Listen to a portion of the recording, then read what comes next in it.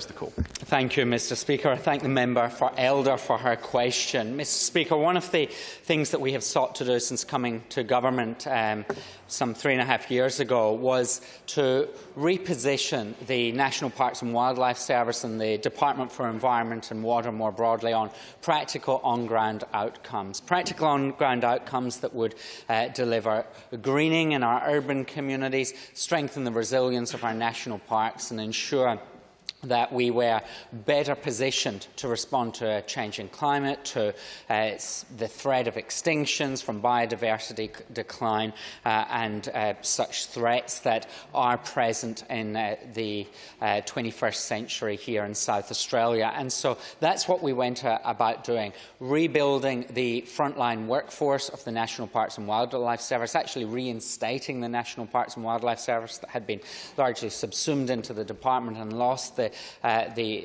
focus and clarity of its brand, and go around rebuilding our ranger workforce. The workforce at the front line, who work with our friends groups, who deal with practical work in our national parks, and some 21% of our state is held within the national parks estate, connect with visitors, help people interact with the environment safely, and provide educational service as well. I'm pleased to say that since coming to office, our number of park rangers at that frontline practical workforce has increased from 93 in early 2018 to 138 today, an increase of some 45%, providing that frontline workforce that is actually making a real difference. And that has had an impact right across our parks network. Every part of the state that I travel to, I hear from friends groups that they feel that there is more productivity at a National Parks and Wildlife Service level, that they can see and feel the difference that that's making, and that can only be a good thing for that 21% of the state that is held within our national parks estate. We have also established a volunteer ranger workforce to work alongside the traditional rangers, to work alongside our friends groups, to be present at events and to make a real difference when it comes to, again, the capacity of providing those services in our national parks. We would be lost without our friends groups across South Australia. Very many of our national parks and conservation parks and regional reserves and the like are served by active, passionate friends groups. And we've sought to support those friends groups by establishing grant schemes to provide them with support. The grants programme has been increased from $60,000 a year to $90,000 a year, and then again to $750,000, a increase many times over on what was available for friends groups in the past.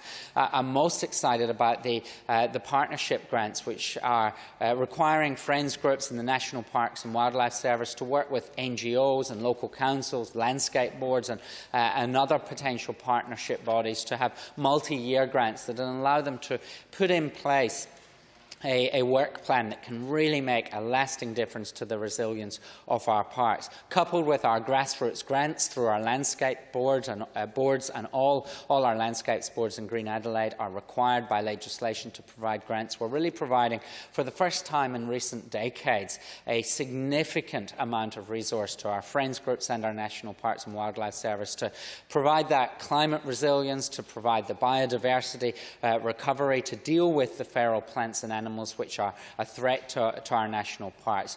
All these programmes are working together to value and to provide resources to our friends groups in the National Parks and Wildlife Service. The member for West Torrens on a matter of privilege. Sir, on the 16th of November before question time, the Deputy Premier tabled a ministerial statement targeting a select committee of this House, myself, the member for Mawson and the member for Enfield. Within it, there are reflections on members that breach standing orders. The tabling of the ministerial statement was tabled as a device rather than be read out, lest leave be withdrawn. I ask whether you consider these matters, whether devices can be used like that to be tabled, which can avoid the House members exercising their right to withdraw leave to not allow this type of behaviour to happen again. The member for West Torrens has addressed me on a matter of privilege. I ask the member to furnish me with any additional materials and other members to provide additional materials. I will give the matter consideration and return to the House. Questions? The Leader. Thank you, Mr. Speaker. My question is